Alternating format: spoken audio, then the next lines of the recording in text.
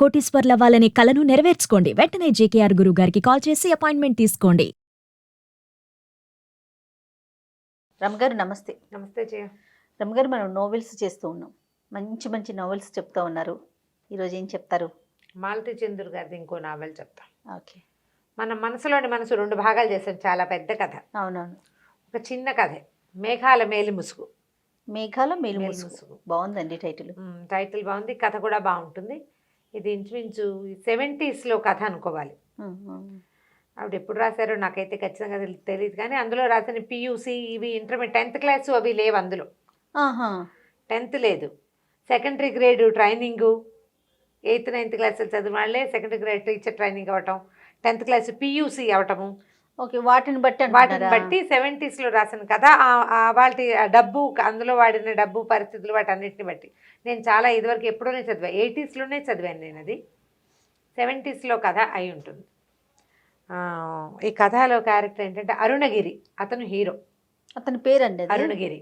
మనం అరుణాచలం లేదు, అరుణాచలాన్ని ఆ ప్రాంతంలో అరుణగిరి అంటారు, కొండ. అది ఓకే అండి. మనిషి పేరు కూడా, వ్యక్తి పేరు కూడా అదే పెట్టుకుంటారు. అరుణాచలం పెట్టుకున్నట్టుగానే అరుణగిరి అని పెట్టుకుంటారు.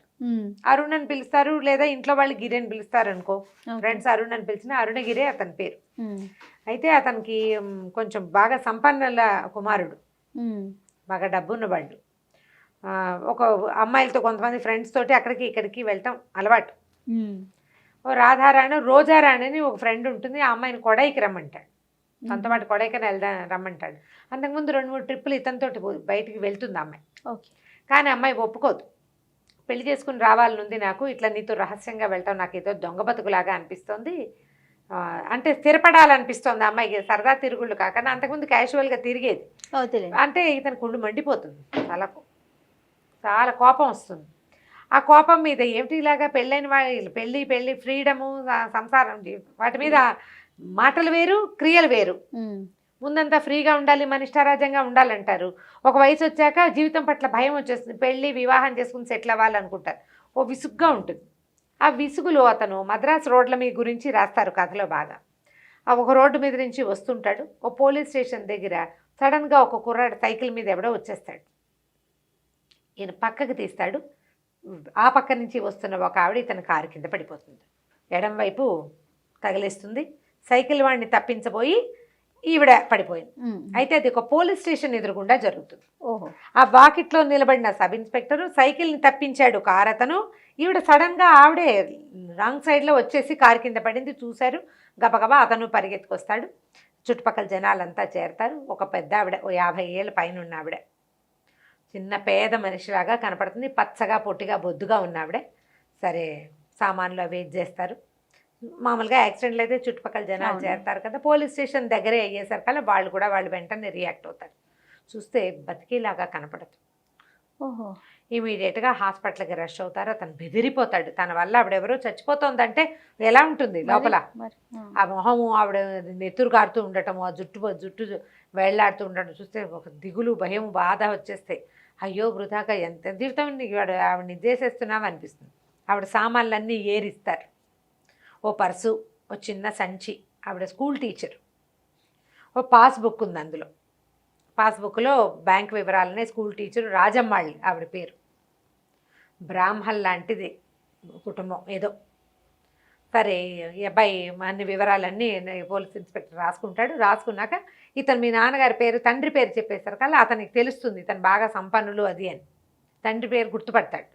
సరే, అతన్ని వదిలిపెట్టాడు, ఇతను వెనకాలే ఉంటాడు. సరే, వాళ్ళ ఇంటికి వెళ్ళి చెప్దాం, అడ్రస్ ఫోర్సన్స్. ముందు ఆవిడ సంగతి చూడండి అంటే, అయ్యా మీరు ఎంత కంగారు పడి, ఆవిడ బతికేది లేదు, వాళ్ళకి తెలియజేయాలి కదా, ఫార్మాలిటీసే ఇంపార్టెంట్ అండి, ఆవిడ ఎలాగో వాళ్ళు చూస్తారు అని హాస్పిటల్ లోపల పంపించేస్తారు. ఇది చూసి అడ్రస్ అది చూసుకుంటారు.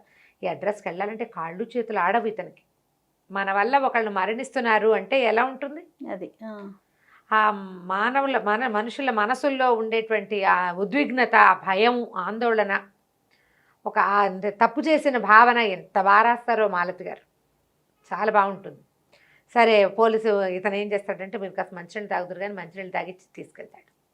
తీసుకెళ్ళి ఆ అడ్రస్ కనుక్కొని అక్కడికి వెళ్తారు. వెళ్తే పరమ పేద ఇల్లు అది. ఆ వెనకాల మౌంట్ రోడ్డు ఏదో చెప్తారు, దాని వెనకాల సందులో అసలు అలాంటి రోడ్లు ఉన్నాయని ఇతని జీవితంలో కూడా ఎరగడు. తనేమో బాగా డబ్బున్న వాళ్ళ పిల్లవాడు. వెళ్తే ఒక చిన్న 10 ఇళ్ళ సమాహారం లాగా ఉంటుంది. అది ఒక్కొక్క గది, ఓ గది వంటిల్లు. ఆ గది వంటిళ్ళల్లో ఒక అవిటాయన. ఆయన చూసేసరికి భయమేస్తుంది. ఏమిటి ఈయన పెళ్ళాన్ని నేను చంపేస్తే, లోపల నుంచి ఓ పిల్ల వస్తుంది, పచ్చగా పొడుగ్గా ఉన్న అమ్మాయి. ఈ పిల్ల తల్లి చచ్చిపోయింది. ఈ ముసలాయన ఆవిడ మీదే ఆధారపడి అవన్నీ కనబడుతుంటే వీడికి దిగులు పుట్టేస్తుంది. సరే హాస్పిటల్కి తీసుకెళ్తారు. అమ్మాయి ఏడుస్తుంది, ఎవరు ఈయన ఎలా చూడకుండా చేశాడు, ఏం చేశాడు అంటే ఇక ఆయనేమో అవిటాయన. ఆయనకి కాళ్ళు పడిపోయిన ఆయన. ఈ టీచర్గా ఉద్యోగం చేసే ఈ రాజమ్మాళ్ళు గారే ఆ ఇంటికి ఆధారం. హాస్పిటల్కి వచ్చేసరికల్లా అయిపోతుంది ఆవిడ. పిల్ల ఏవో విపరీతంగా ఏడుస్తుంది తల్లి మీద పడి. మిగిలిన వాళ్ళకి కబురు చేస్తారు. ఇద్దరు, ఆవిడ రాజమ్మాళ్ళని ఆవిడ ఒక స్కూల్ టీచర్. ఆయన పేరు అనంతయ్య, ఆవిడ రాజమ్మాళ్ళు. వాళ్ళకి 3 ఆడపిల్లలు, చివరగా ఒక మగపిల్లాడు. 3 ఆడపిల్లలకి పెళ్ళిళ్ళు అయిపోయినాయి. అక్కడ ఏడుస్తూ కనపడిన పిల్లకు కూడా పెళ్ళయింది. 3 అమ్మాయిలకి పెళ్ళైనా ఆఖరి పిల్లవాడు చదువుకుంటున్నాడు. పెద్ద పిల్ల ఆఖరి పిల్ల కాపురాలకు వెళ్ళిపోయారు. మధ్యలో పిల్లకి కాపురం లేదు. ఆ అమ్మాయి ఇక్కడ ఉంటుంది. ఏం చేస్తాడు, వాళ్ళ అల్లుళ్ళు కూడా వచ్చారు, పెద్ద అతను ఆఖరి అతను. సరే ఇంకా ఏం చేస్తాడు, ఇక చేయగలిగేది ఏమింది, పోలీస్ ఇన్స్పెక్టర్ మాత్రం ఇతను వెనకాలే ఉంటాడు. మీరు ఎంత చేస్తున్నారు నా కోసం అంటే, మీ నాన్నగారు మా నాన్నకి సహాయం చేశారు అని చెప్తాడు పోలీస్ అతను. నాకు పేరు తెలిసి నేను గుర్తుపట్టాను, పైగా నేనే సాక్షిని, ఆవిడే రాంగ్ సైడ్లో వచ్చింది, మీ తప్పేం లేదు, నాకు క్లియర్గా తెలుసు కదా, నేను అక్కడే ఉన్నాను, మనం చేయగలిగే సహాయం చేద్దాం. వాళ్ళు గొడవ చేసే మనుషుల్లాగా కూడా లేరు, చాలా పేదవాళ్ళు. నేనున్నా కాబట్టి వాళ్ళు ఏమీ గొడవ చేయటం లేదు, నేను చూస్తానని ఆ దహనం చేయటము ఆ కార్యక్రమాలన్నీ అవుతాయి. మీరు ఇంటికి ఫోన్ చేయండి అంటాడు. ఇంటికి ఫోన్ చేసి తల్లికి చెప్తాడు, అమ్మ ఇట్లా అయింది, నేను అక్కడే ఉన్నాను అంటే పాప బాధగా ఉంటుంది తల్లికి. ఇక్కడ ఇతను అరుణగిరి కథ చెప్తారు. అరుణగిరి తల్లి కూడా ఒంటరిదే, ఆవిడ భర్త లేరు. ఉమాపతి మొదలయ్యారని చాలా డబ్బున్న ఆయనకి 7 ఆడపిల్లలు పుడతారు మొదటి భార్యతోటి. మగపిల్లలు కలగరు.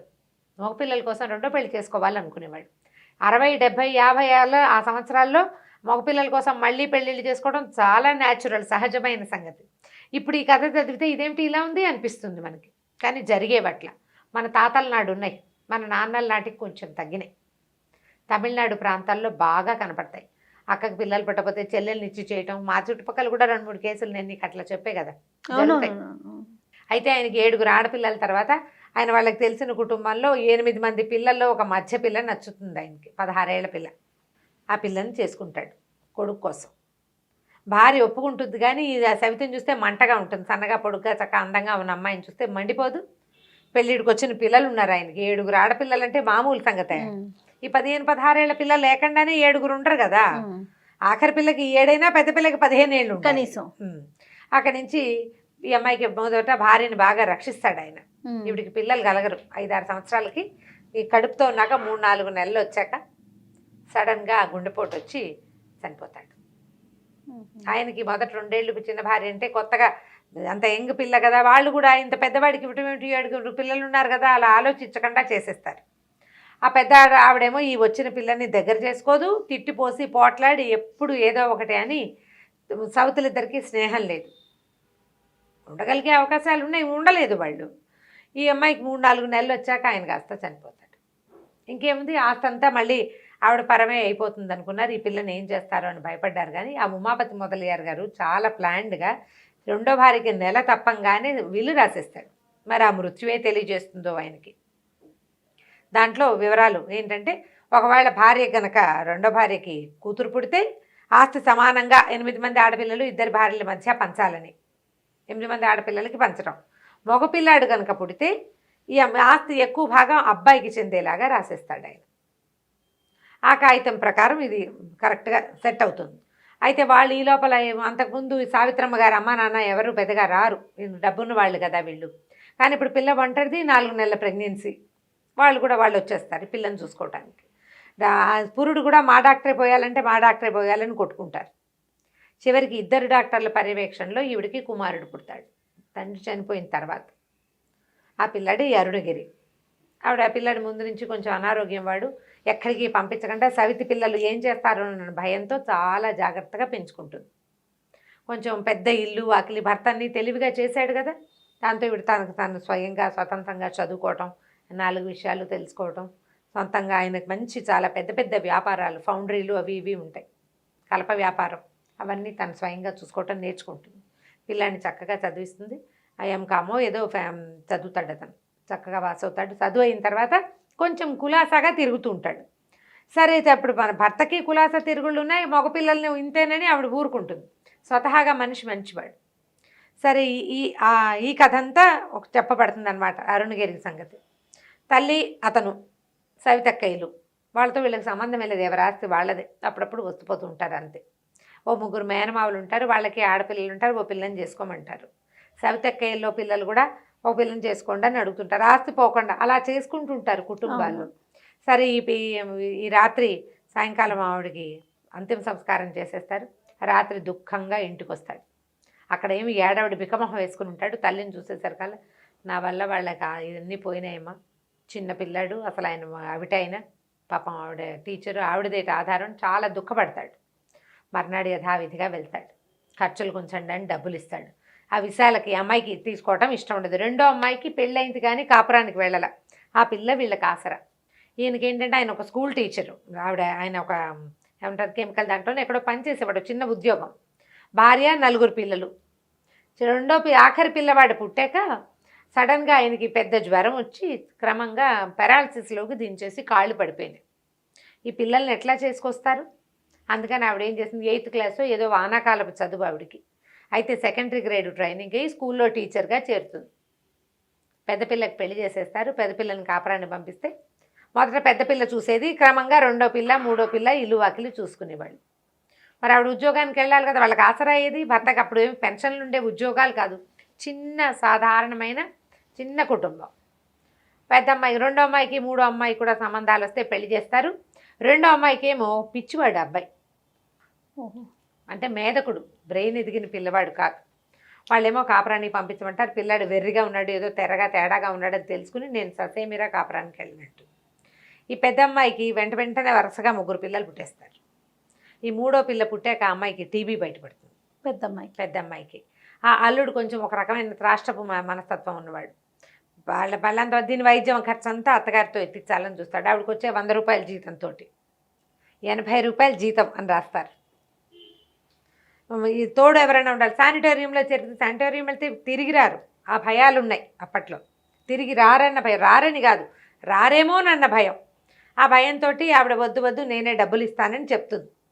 అంతకుముందు కొద్ది రోజులు కూతుర్ని పంపిస్తుంది, కానీ చిన్నపిల్లని ఆయన 2వ అమ్మాయికి లైన్ వేసే ప్రయత్నంలో ఉంటాడు. పెద్ద అమ్మాయికి జబ్బు కదా, 2వ పిల్లని లైన్లో పెట్టుకుందామని. ఈవిడేమో పెళ్లి చేసేసింది. పెళ్ళైపోయిన పిల్లని ఏం చేస్తాడు అతను? అయినా ఏదైనా వాడేద్దామని చూస్తూ ఉంటాడు. ఈవిడేమంటుందంటే, ఆ శానిటోరియంకి వద్దు, నా మాట విను, 200 తెచ్చిస్తాను, 200 ఇస్తా, పిల్లకి వైద్యం చేయొచ్చు. 200 అంటే చాలా, ఇప్పటికి 25,000 50,000తో సమానం. ఆవిడ 200 తీసుకోవడానికే బ్యాంకుకి వెళ్ళి డబ్బులు డ్రా చేసుకుని కారు కింద పడింది.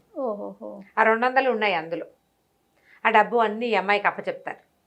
ఆయన డబ్బిస్తే ఈ అమ్మాయి ఏడ్చి తోకాలు పెడుతుంది. సీసాలు వద్దు, అమ్మ చావు మీద డబ్బులు తీసుకోవడం ఏంటి, మనకు చేతనైనంత చేస్తామంటే మిగిలిన వాళ్ళంతా సపోర్ట్ చేస్తారు అతన్ని. 500 ఇస్తాడు. మొత్తానికి ఆవిడ దినవారాలు 12 రోజులు ప్రతిరోజు వెళ్తాడు వాళ్ళ ఇంటికి. 12 రోజులు అయిపోయిన తర్వాత ఏం చేయాలి?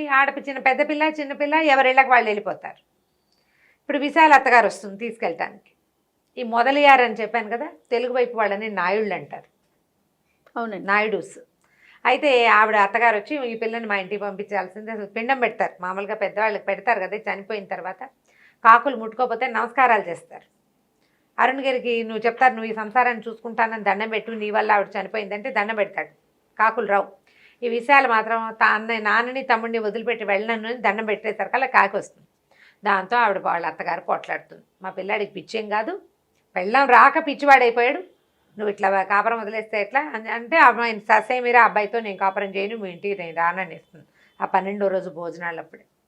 దాంతో ఆవిడ నానా యాగి చేసి, అసలు మంచిది కాదు, అసలు రాజమ్మ గారే మంచిది కాదు, ఈ పిల్ల మంచిది కాదు, వాళ్ళ బావతో తిరిగేది, ఇప్పుడు కొత్తగా వచ్చిన నాయుడు అబ్బాయితో కూడా తిరుగుతూ ఇలా పిచ్చి బాగుళ్ళు బాగా అరిచర్చి కేకలు పెడుతుంది. పొద్దున్న వాళ్ళందరికీ తెలుసు విశాల్ ఎవరితోటి మాట్లాడితే ఆ పిల్ల తన జోలేదో తన ఇదేదో చుట్టుపక్కల వాళ్ళకి తెలుసు. కానీ ఏం చేస్తారు? ఆవిడ కాస్త అరిచి, ఎట్లా రావో చూస్తాను, నీ సంగతి నేను కోర్టులో కేసేస్తాను, కాపురానికి రప్పించే తీరుతానని వెళ్ళిపోతుంది. వెళ్ళాక ఈయన ఏం చేస్తాడు, ఈ అబ్బాయి ఈ దినవారాలు అయిపోయాక మీకు ఏదైనా చూస్తాను నేనని చెప్పి అడుగుతాడు. ఆ అమ్మాయి మొదటి రోజున తండ్రి తల్లిని చూడ్డానికి వెళ్ళినప్పుడు తప్ప మళ్ళీ అతనితోటి మాట్లాడదు. మిగిలిన వాళ్ళందరూ ఇతనితో మాట్లాడుతూ ఉంటారు. చుట్టుపక్కల వాళ్ళు కూడా పలకరిస్తారు ఏం బాబు అని. తలకాయ కూడా తిప్పి చూడదు. ఆ అమ్మాయి తన ఉనికిని పట్టించుకోనట్టుగా ఉంటే ఇతనికి ఆ అమ్మాయే కావాలనిపించడం మొదలు పెడుతుంది. సహజంగా జరుగుతుంది. మనని పట్టించుకోకుండా ఉంటే వాళ్ళ మీద మనకు ఆసక్తి ఎక్కువగా ఉంటుంది. సరే వీళ్ళకి ఏదైనా సహాయం చేయాలని అడుగుతాడు. మీ అల్లుడు పెద్దల్లుడు రామారావు మిమ్మల్ని రమ్మంటున్నాడంటే మేము వెళ్ళను నాయన, ఇక్కడే ఉంటాం, ఏదో ఉన్న మటుకు చూస్తామంటే తాను ఏమన్నాడు, మీ అమ్మాయిని చదివిస్తాను, స్కూల్ ఫైనల్ ముందు అది కట్టేయమనండి, ఈ విషయాలకి చదువుకోవాలని ఉంది. పాపం అంతకుముందే కాపురం చెడగొట్టుకుని ఉంది కదా, వాళ్ళ అమ్మని అడుగుతుంది చదువుకుంటే అప్పుడు మన ఇద్దరం కలిసి సాయం ఇంటిని ఇది చేసుకోవచ్చు, కాంతమ్మ బావ దగ్గరికి నేను వెళ్ళను, అక్కయ్య పెద్దక్కయ్య దగ్గరికి అని చెప్తుంది. ఈ చదివిస్తానని అనేసరికల్లా అమ్మాయి అనుకుని తయారైపోతుంది. స్కూల్ ఫైనల్ పరీక్షకి తయారవ్వాలి. ఏదో ఒక ట్యూటోరియల్ కాలేజీలో చేర్పిస్తాడు. ఖర్చులు కొంచండి తేప 100 చొప్పున ఇస్తాడు. వీళ్ళు చిన్నగా బతకడానికి అలవాటు పడ్డవాళ్ళు. ఓ 50 రూపాయలు 30 రూపాయలు ఉంటే చాలు వాళ్ళకి బతికేయగలరు. అప్పటి జీవితాలు అవి. ఈ బిల్డింగ్లో ఉన్న వాళ్ళంతా అరుణగిరికి అది చెప్పు అని విశాలని అడగటం మొదలెడతారు. అతనికి బాగా డబ్బు ఉందని, మంచి పేరు ప్రఖ్యాతులు ఉన్నాయి, అంటే ఏదైనా చేయగలడు అనే విషయం ఎలా తెలుస్తుందంటే ఆ బిల్డింగ్లో ఉన్న ఒక పేద కుటుంబం, అతనికి ఉద్యోగం పోతుంది, వాళ్ళిద్దరు కొట్టుకుంటూ ఉంటారు. అతను కొడతాడు పెళ్ళాన్ని. సరిగ్గా ఆ టైంకి వస్తాడు అరుణగిరి. అదేంటి బార్బేరియస్గా పెళ్ళాన్ని కొడుతున్నాడంటే ఏం చేస్తారు, ఎవరైనా తప్పదు, మీరున్నారు కాబట్టి నేను ఆగాను, లేకపోతే మా అత్తగారు కూడా నన్ను ఇలాగే కొట్టుకుంటూ తీసుకెళ్ళలేదంటే కంగారు పడతాడు. వద్దొద్దు అలాంటి జీవితాలు కాదు, ముందు అతనికి పంపించు, నేను ఉద్యోగం వేయిస్తాను. దాంతో చుట్టుపక్కల వాళ్ళకి తెలుసు ఇతను మర్యాదస్తుడు, తను మంచివాడు, ఈ అమ్మాయి కొంచెం బుద్ధిమంతురాలు, వీళ్ళ మీద వాళ్ళకి ఎవ్వరికి ఏం అనుమానాలు రావు. పైగా అదేంటి 10 ఇళ్ళు కలిసి ఉన్న ఒక సావిడి, అక్కడ ఏం జరుగుతాయి జనానికి తెలుస్తూనే ఉంటుంది. అతను ఆవిడని చంపేశానన్న గిల్టీ ఫీలింగ్ తోటే వీళ్ళ ఇంటికి తిరుగుతున్నాడు అనే విషయం తెలుస్తుంది. ఈ 15 రోజుల పాటు ఈ వ్యవహారం అంతా చూసాక అప్పుడు రోజారాణిని కలవడానికి వెళ్తాడు తన ఫ్రెండ్ని. ఆ అమ్మాయికి తెలుస్తుంది ఇతనిలో ఏదో చేంజ్ వచ్చేసిందని. 15 డేస్ పాటు ఒక పేద కుటుంబానికి ఆసరాగా నిలబడేసరికి తను ఇంతవరకు ఏదో కులాసా జీవితం అనుకుంటున్నాడు. అసలు జీవితం ఇది కదా, జీవితం కోసం కష్టపడటం అంటే ఏమిటో తెలుస్తుంది. ఈ విషయాలని చదివించడానికి పెట్టుకుంటాడు. ట్యూటోరియల్లో చేర్పిస్తాడు. వెళ్తూ వస్తూ ఉంటాడు వాళ్ళ ఇంటికి. గుంటూరు వెళ్ళి పరీక్ష రాసి వస్తుంది. గుంటూరు వెళ్ళాలి, అప్పట్లో పద్ధతి అనుకుంటుంది. సరే గుంటూరు తను కూడా వస్తాడు. వాళ్ళ అమ్మకి కొంచెం ఏమిటి ఎంతసేపు విశాల అంటున్నాడు అని అనిపిస్తుంది. కానీ ఆవిడ గట్టిగా ఏం అనలేదు, గట్టిగా అనలేకపోతుంది, ఒకడే కొడుకు. సరే క్రమంగా ఈ విశాల కూడా ఇతనికి పట్ల ఒక భక్తి ఆరాధన మొదలవుతాయి. వాళ్ళ బావకి విశాల చేయి జారిపోతుందని దిగులుగా ఉంటుంది. స్లోగా ఆ అమ్మాయి గొంగళి పురుగు స్టేజ్ నుంచి సీతాకోక చిలుక స్టేజ్కి ఎలా వచ్చిందో చూపిస్తారు. మెల్లిగా అక్కడి నుంచి PUCలో చేరమంటాడు. కాలేజీలో చేరు, నువ్వు ట్రైనింగ్లో చేరు. ముందు ఈ 10th క్లాస్ స్కూల్ ఫైనల్ అవ్వగానే టీచర్ ట్రైనింగ్ ఒకటి ఉంటుంది. మా ఇంటి దగ్గర ఉన్న కాలేజీలో చేరు, అక్కడికి రాకపోక అంటే ఈ లోపల ఏమవుతుంది, అత్తగారు వాళ్ళు అడ్వకేట్ నోటీస్ ఇస్తారు అమ్మాయికి. నోటీస్ ఇచ్చేసరికి బయటికి తీసుకెళ్తాడు అమ్మాయిని. నీకు ఇప్పుడు రకరకాల మాటలు వస్తాయి, పోలీస్ కేసు, ఈ కోర్టు కేసు అంటే ఎన్నో పుడతాయి. మీ బావ ఒకడు ఆల్రెడీ ఉన్నాడు, ఇప్పుడు నా పేరు కూడా జోడిస్తాడు, నేను రోజు వస్తున్నాను కాబట్టి నువ్వు గట్టిగా నిలబడతానంటేనే ఈ కేసు వేయిద్దాం, మా లాయర్తో మాట్లాడిస్తానంటే వద్దు మీకు చెడ్డ పేరు వస్తుందేమో అంటుంది. అప్పుడు అతనికి తెలుస్తుంది ఈ అమ్మాయికి తను ఇంపార్టెంట్ అనే విషయం బాగా క్లియర్గా అర్థమవుతుంది. కాదు లాయర్ దగ్గరికి వెళ్దామంటే లాయర్కి కొంచెం చిరాగ్గా ఉంటుంది. మామూలుగా ఆయన నచ్చదు, వాళ్ళ ఫ్యామిలీ లాయర్. వాళ్ళు ఎవరో కుటుంబం వాళ్ళకి యాక్సిడెంట్లు అయింది, ఇతని వల్ల ఏదో డబ్బు ఇచ్చాడు, బాగానే ఉంది, ఆ పిల్లని అంటించుకుంటున్నాడు, ఈ పిల్ల ఎలా ఉంటుందని. పిల్లని చూస్తే పచ్చగా సన్నగా నిరాభరణంగా సింపుల్గా సూటిగా ప్రశ్నకు సమాధానం చెప్పి అమ్మాయిని చూస్తే ఆయన కొంచెం గుడ్ ఇంప్రెషన్ కలుగుతుంది. సరే నేను రాసి పడేస్తానండి, ఆయన ఆ కేసు తను తీసుకుంటాడు. ఒక 6 నెలల్లో కేసు అయిపోతుంది కూడా. సరే వీళ్ళ బావేమో ట్రైనింగ్లో చేరమంటారు. బావకి అవకాశం లేకుండా చేస్తాడు ఇతను. మీ ఇష్టం, మరి మీ పేరు వస్తుంది, కోర్టు కేసు వస్తుంది కదా అనేసరికల్లా ఇంకేం చేస్తాడు, వెనక్కి తగ్గుతాడు. కానీ ఏం చేస్తాడు, వాళ్ళ ఇంటికి వెళ్ళి సావిత్రమ్మ గారికి చెప్తాడు, మీ అబ్బాయి మా మరదల్ని పెళ్లి చేసుకునేలాగా ఉన్నాడు, విడాకులు కూడా ఇప్పిస్తున్నాడు అంటే ఆవిడ ఇట్లా ఎన్నో పడి ఉంది. 21-22 ఏళ్ల వయసులోనే భర్త పోతే ఆవిడెన్ని చూసిందో జీవితంలో. కేకలేస్తుంది, మీకు 2 ఆడపిల్లలు ఉన్నారు, రేపొద్దున మీ పిల్లని ఇలాంటి మాట అంటే మీరు సహించగలరా? తప్పు, అట్లా అనబోకండి, 100 రూపాయలు మీ పిల్లలకి ఏమైనా కొనిపెట్టండి, ఏమైనా ఇబ్బంది వస్తే మేము చూసుకుంటాం, మీరు వెళ్ళండి అంట. కానీ ఆవిడకి లోపల ఒక దుడుకుంటుంది. తమ్ముడు కూతురుని తెప్పిస్తుంది, దాంతో ఏమీ నడవదు. అదొట్టి అన్నిటికీ బోరు ఏదో పాప్ మ్యూజిక్ అవే మాట్లాడుతూ ఉంటుంది. ఈ అరుణ్ గారు ఏంటంటే తరచుగా విశాల దగ్గరికి వెళ్ళటం అలవాటు అయిపోతారు వాళ్ళిద్దరు ఒకళ్ళకొకళ్ళు. అతను రాకపోతే అమ్మాయి వెయిట్ చేస్తుంది. అతను అక్కడికి వెళ్ళాలని అనుకుంటాడు. ఇది వరకు లాగా కొడై వెళ్దాం, అక్కడికి వెళ్దాం, గిండి రేస్ కోర్స్కి వెళ్దాం, డబ్బులు విసిరేసి పాడి చేసేద్దాం, ఆడేసుకుందాం, ఆ ధోరణి పోతుంది. ఎంతసేపు విశాలతోటే అతని మనసు ఉంటూ ఉంటుందన్నమాట. కాలేజీలో చేర్పిస్తాడు, కాలేజీ దగ్గరికి వెళ్ళటం వెళ్తాడు. క్యూఎంసీ అది మంచి కాలేజ్, చాలా పెద్దది అనుకుంటా. క్యూఎంసీ అని వస్తుంది, క్యూ కాదనుకుంటా, పేరు గుర్తు రావట్లే నాకు. సిఎంసీ లాంటిది కూడా అయ్యి ఉండొచ్చు బహుశా. ఏదో మంచి కాలేజ్, సంపన్నుల కాలేజ్ అంటే కాదని ఆ కాలేజీలో చేర్పిస్తాడు. విశాల్ చదువుకుంటుందని చెప్తాడు తల్లికి. బాగానే ఉంది సహాయం చేసే వరకు. అది ఎటు తిరుగుతుందో అని భయం తల్లికి. కాకపోతే ఆ అమ్మాయి ససేమిరా ఇతనితో పెళ్లి ఒప్పుకోదు. చెప్తాడు నాకు వేరే ఆలోచనలు ఉన్నాయి అని చెప్తాడు.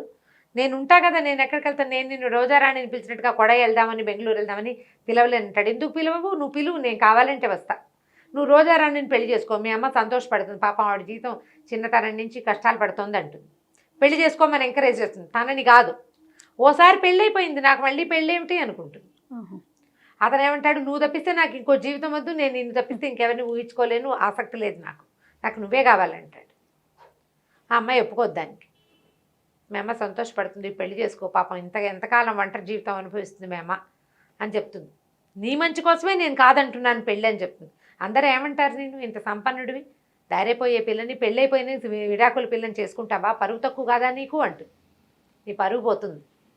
నేను ఉంటాగా, నేను ఎక్కడికి వెళ్తా, నేను నీతోటే ఉంటాను, పెళ్ళొద్దు, నేను నిన్ను పిలవలేనంటాడు. పిలువు, నేను వస్తాను కావాలంటే, నువ్వు ఏది చేయమంటే అది చేస్తా, పెళ్ళి మాత్రం వద్దు. అతని పరువు పోతుంది అనుకుంటుంది. ఆ రోజుల ఆలోచన అనమాట. నీ వల్ల నా జీవితం ఇంత బాగుంది, నాకు నాగరికత తెలిసింది, అన్నీ దానికి తెలిసినాయి, ప్రతి చోటకి తీసుకెళ్తాడు. అంతకుముందు గుంటూరు వెళ్ళేటప్పుడు ఏమైనా కొనిపెడతానంటే ఒక్క పెన్ను కొనిపెట్టమని అడుగుతుంది. టాయిలెట్ సామాన్లు అక్కర్లేదా నీకు, ఊరు వెళ్ళటానికి అంటాడు. ఏమొద్దు, పెట్టే జమకాన ఉన్నాయి అంతే చాలు నాకంట. పెన్ను ఒకటే కావాలి పరీక్ష రాయడానికి. ఫౌంటైన్ పెన్ తీసిస్తాడు జేబులో నుంచి. ఖరీదైన పెన్ను వద్దు, మా రాజు రాసుకునే మామూలు పెన్ను చాలు నాకంట. ఏం పర్వాలేదని పెన్ను ఇస్తాడు. అతను ఏదైనా ఇస్తే బిడియంగా ఉండేది మొదట్లో, ఇప్పుడేం లేదు, చాలా స్వతంత్రంగా కొనిపించుకుంటుంది కావాల్సినవి. కానీ పెళ్లి మాత్రం లేదు. ఇతను ఏం చేస్తాడు, 15 రోజులు ఎక్కడికో ట్రిప్కి వెళ్తానంటాడు. ఆ అమ్మాయిని తీసుకెళ్తున్నాడు అనుకుంటుంది తల్లి. లేదు విశాల, నేను ఒకనే వెళ్తున్నానని చెప్తాడు. ఆవిడ ఆశ్చర్యపోతుంది. ఆ పిల్ల ఇతనితో వెళ్ళేది కాదు. అంతకుముందు చాలామంది ఆడపిల్లలు ఈ అబ్బాయితో తిరిగేవాళ్ళు. ఆవిడకి తెలుసు తల్లికి. ఆవిడేమో అడ్డు చెప్పేది కాదు అతను సరదాకి. 15 రోజుల బెంగ పెట్టేసుకుంటుంది విశాల కూడా. తల్లి బెంగ పెట్టుకుంటుంది, ఈ అమ్మాయి బెంగ పెట్టుకుంటుంది. తిరిగి వచ్చాక తల్లికి జ్వరం వస్తుంది, ఒంట్లో బాగుండదు. వారం రోజుల పాటు అమ్మాయి పేరెత్తకుండా తల్లి పక్కనే ఉండి ఆవిడకి పచ్చం పెట్టి ఆవిడ నార్మల్ అయ్యేదాకా పక్క నుంచి కదలటు. పెళ్లి చేసుకోమంటుంది. నేను కూడా అంతేనమ్మా, చేసుకోవాలని అనుకుంటున్నా, విశాల తప్ప ఇంకోళ్ళని నేను పెళ్లి చేసుకోలేను. విశాల ఒప్పుకోదు, చేసుకోమంటుంది వాళ్ళమ్మ. విశాల ఒప్పుకోదమ్మా అని చెప్తాడు. ఈ అబ్బాయి 15 రోజులు ఊరు వెళ్ళినప్పుడు ఈ కాలేజీలో ఏదో ఫంక్షన్లు అవుతాయి. ఈవిడ లాయర్ గారిని కలిసి, ఏమిటండి ఈ స్నేహాలు అవి ఎలా అంటే, అమ్మాయి మంచిదేనమ్మా, అమ్మాయి తప్పేం లేదు, కాపురం ఉన్న పిల్ల కాదు, పిచ్చి అబ్బాయికి ఇచ్చి పెళ్లి చేశారు, అసలు ఆ పిల్ల వాళ్ళ ఇంటి గడప కూడా తొక్కల, పెళ్లిలోనే బయటపడింది, కేసు కూడా అయిపోతుంది 6 నెలల్లో, పిల్ల చక్కగా నిదానంగా ఉంటుంది, అందమైన పిల్ల అని చెప్తాడు. ఓసారి చూస్తానంటే మా అమ్మాయి క్లాస్మేట్సే, మీరు రండి అని కాలేజ్ ఫంక్షన్ తీసుకెళ్ళి విశాలని చూపిస్తాడు.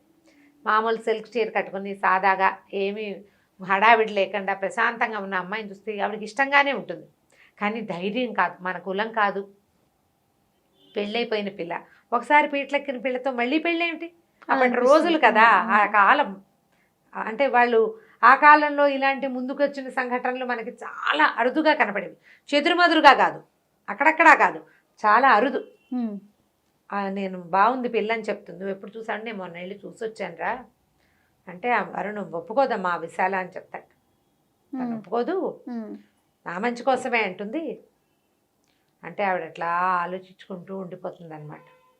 చూస్తే ఇతను రామకృష్ణ ఇవి వింటాం, చిన్మయ మిషన్ వాళ్ళవి వింటాం, హరిద్వార్ వెళ్తాం, ఋషికేశ్ వెళ్తా, అలా చెప్తాడు. పెళ్ళి మాత్రం వద్దమ్మా నాకు, నేను ఎవరిని చేసుకోలేను, నాకు ఎంతసేపు కళ్ళు మూసుకుంటే విశాల ఇంట్లో తిరుగుతున్నట్టు, నాతో మాట్లాడుతున్నట్టు నాకు అవే అనిపిస్తాయి. వేరే మనిషిని అసలు ఊహ కూడా లేదు నాకు, నేను ఇంకో మనిషిని భరించలేని అమ్మాయిని తప్ప అంటే. ఈవిడ చూసి ఆలోచించుకుని ఏం చేస్తుంది, నువ్వు ఇవాళ ఇంట్లో ఉండు, సాయంకాలం నేను బయటకు వెళ్తా, కారు తీసుకెళ్తానని చెప్తాను. అతను ఇంట్లో ఉంటాడు. ఇతనికి ఏమో ఇప్పటికి చాలా రోజులైపోయింది విశాలను చూడాలని ఉంది. వారం అయిపోతుంది, వెళ్ళి చూసొద్దామని ఉంటుంది. తల్లి ఎక్కడికో వెళ్తుంది. ఈ తల్లి ఏం చేస్తుందంటే ఈవిడ హాస్టల్కి వెళ్ళిపోతుంది. అమ్మాయిని కాలేజీలో హాస్టల్లో ఉంచుతాడు కదా. ఈ మధ్యలో నేను మిస్ చేసింది ఏంటంటే తండ్రి కూడా చనిపోతాడు. ఆ పిల్ల ఒక్కతే అయిపోతుంది. తండ్రి చనిపోతాడు. తమ్ముడు తండ్రి విశాల ముగ్గురు కలిసి ఉంటారు. తండ్రి చనిపోతారు కదా, ఈ అమ్మాయిని ఎక్కడ ఉంచాలి? తమ్ముడినేమో పెద్దక్కయ్య తీసుకెళ్తుంది. పెద్దక్కయ్య మొగుడు కూడా వీళ్ళు అప్పుడప్పుడు ధన సహాయం చేస్తారు. విశాలని హాస్టల్లో ఉంచుతాడు. ఈ హాస్టల్కి వెళ్ళి అమ్మాయి ఇతని కోసం వెయిట్ చేస్తుంటుంది బయట. ఈవిడ పోయి అక్కడ నుంచుంటుంది. విశాల అంటే వాళ్ళ అమ్మ పిలిచినట్టు అనిపిస్తుంది. నేను అరుణ్ వాళ్ళ అమ్మనని చెప్తుంది. మీరు ఆ రోజు వచ్చారు కదా అంటే, వచ్చాను, నిన్ను చూద్దామనే వచ్చాను, నువ్వు నాతో వచ్చి మా ఇంటికి అరుణ్ని పెళ్లి చేసుకుందు కానీ అని చెప్తుందట. జీవితంలో ఎన్నో ఆటుపోట్లు తిన్నాను. నా జీవితంలో నాకెవ్వరూ సహాయం దొరకల. నేను కాపురం చేశాను, ఒక 5-6 సంవత్సరాల వైవాహిక జీవితం, చంటి బిడ్డ. నా కాలం వేరు, ఈ కాలం వేరు. వాడు ఇప్పుడు చిన్మయ మిషన్వి వింటున్నాడు, హరిద్వార్ ఋషికేశ్ వెళ్తానంటాడు, విరాగిగా మారిపోతున్నాడు. నువ్వు చూస్తే నువ్వు ఇలాగే ఉంటావు వాడి కోసమే. ఎందుకు ఈ జీవితాలు ఇలా అయిపోవాలి? కాలం మారింది, పద ఇంటికి వెళ్ళిపోదామని వచ్చేస్తుంది అమ్మాయి, తీసుకొచ్చేస్తుంది. ఆవిడ ఒప్పిస్తుంది. ఆ అమ్మాయి చాలా భయపడి బాధపడుతుంది, వద్దంటుంది. ఆవిడ ఒప్పుకోదు. నాదే కదా అభ్యంతరం, నాకు కాకపోతే నువ్వెవరికి సమాధానం చెప్పాలి? లోకానికి, ఏ లోకానికి పిచ్చబ్బాయి నుంచి పెళ్లి చేసిన లోకానికి లోకానికి నీకేం సమాధానం చెప్పింది? వాడు కాపురానికి పనికిరాడు మొదటిది. అసలు మామూలుగా మనిషిగా ఒక అమ్మాయి పక్కన ధైర్యంగా నిలబడేందుకు కూడా పనికిరాని వాడికి వివాహం చేసేసారు వాళ్ళు. వాడిని చూసుకోవడానికి ఒక పిల్లని అన్యాయం చేశారు. లోకం వాళ్ళని ఏమైనా అన్నదా? లేదు. ఇప్పుడు నిన్నెందుకంటారు? నిన్ను అనరు అని చెప్పి తీసుకొచ్చేస్తుంది. ఏం చేస్తుంది, ఇంటికి అక్కడి నుంచి ఫోన్ చేయిస్తుంది, అన్ని లైట్లు వేసేయమని. ఇంట్లో లైట్లు వేస్తే సాయంకాలం చీకటి పడేసరికల్లా ఇల్లంతా లైట్లు వేసి ఉంటారు. డ్రైవరు, నాయరు, ఇంకా ఎవరో ఉంటారు పనివాడి, తోటమాలి. ఎందుకురా లైట్లు వేస్తున్నారంటే అమ్మగారు అన్ని లైట్లు వేయమన్నారు. అన్ని లైట్లు వాకిట్లో, బయట వాళ్ళ వాకిట్లో పెద్ద పెద్ద బొండు మల్లెల చెట్లు అవి చెప్తారు దాని గురించి. నైట్ క్వీన్ వాసనలు వస్తాయి. మల్లె చెట్లు పాదులు అవి చాలా ఎక్కువ ఉంటాయి. ఆ పాదుల మధ్యలో కారు వచ్చి ఆగుతుంది. అందులో నుంచి దిగుతున్న ఆ విశాల వాళ్ళ అమ్మని చూసి ఆశ్చర్యపోతాడు. వాళ్ళ అమ్మలో అంత మార్పు వస్తుందని అనుకోడు అతను. విశాలను తీసుకొచ్చేసాను, మీ ఇద్దరు నాకు దండం పెట్టండి, కొత్త జీవితాన్ని మొదలు పెడుతురు కానీ అని చెప్తాను. ఆ మేఘాలు తొలిగిపోయి సూర్యుడు బయటపడ్డాడనమాట. ఈ మేఘాలు ఏమిటి? సంప్రదాయాలు, ప్రపంచం మీద ఒక రకమైన భయం, సమాజం పట్ల భయాలు. ఇప్పుడు సమాజం ఏ రకంగానూ వీళ్ళకి హెల్ప్ చేయదు. అవును. 3వ నెల గర్భవతికి భర్త చనిపోతే ఆవిడ ఎల్లకాలం ఒంటరిగానే బతికింది కదా. 22 ఏళ్ల పిల్ల, అంతే వయసు. అదే 22-23 సంవత్సరాలు ఉన్న విశాల ఏ సంసారం లేదు, ఏమీ లేదు, ఒంటరి బతికే. ఎవరి ఆసరాతోటి బతుకుతారు? సమాజం ఏ రకంగానూ ఆసరా ఇవ్వదు కదా. ఆ రోజుల్లోనే ఇలాంటి ఒక అత్యద్భుతమైన కథ రాశారు మాలతి గారు. మాలతి చంద్ర గారు అన్ని కథలు కూడా స్త్రీ పవర్, ఒక ప్రత్యేకమైన స్త్రీ శక్తి అనేది ఎంత బాగా ఉంది. ఇప్పుడు నువ్వు మన మనసులోను మనకు అదే కనపడుతుంది. శతాబ్ది సూర్యుడిలోనూ అదే కనిపిస్తుంది. ఇంకొకటి ఉంది, ఆలోచించు, అది చెప్దాం, అది కూడా చాలా బాగుంటుంది. ప్రత్యేకమైన స్త్రీలు, అంతే. ఆడవాళ్ళు కనుక దీనికి నిలబడితే ఖచ్చితంగా చక్కగా సమాజం మారుతుంది. ఇందులో మగవాళ్ళ పాత్ర 50%, మిగిలిన 50% ఆడవాళ్ళది. ఇప్పుడు విశాల ఏ తప్పటడుగులు వేయల, వాళ్ళ అమ్మ సావిత్రమ్మ గారు ఏ తప్పటడుగులు వేయల. ఆవిడ పూనుకుంది. వేసిన అడుగు స్థిరమైన అడుగు వేయటం, అటు ఇటు వేయద్దు, స్థిరంగా అడుగులు వేయటాన్ని చాలా బాగుంటుంది. నావెల్ కనుక దొరికితే చదవచ్చు. మేఘాల మేలు ముసుగు మన ప్రస్తుత కాలపు భాష. జస్ట్ ప్లేసెస్ అవన్నీ మాత్రం పురాతన మద్రాసు ప్రాంతాన్ని, ఓల్డ్ చెన్నై. మిగిలినవన్నీ కూడా మామూలు మన రెగ్యులర్ కథలే. కాకపోతే మనం ఇవాళ రోజున చూస్తున్న సమాజము కొంచెం దీనికి వెనక సమాజంగా మనకు కనపడుతుంది. మన నాన్నల నాటి సమాజంలాగా కనిపిస్తుంది. బాగుంటుంది కదా. బుక్ కొని చదువుకోండి, తక్కువే, 60 రూపాయలు ఉంటుంది, అంతకంటే. తప్పకుండా రమ్మగారు. నమస్తే.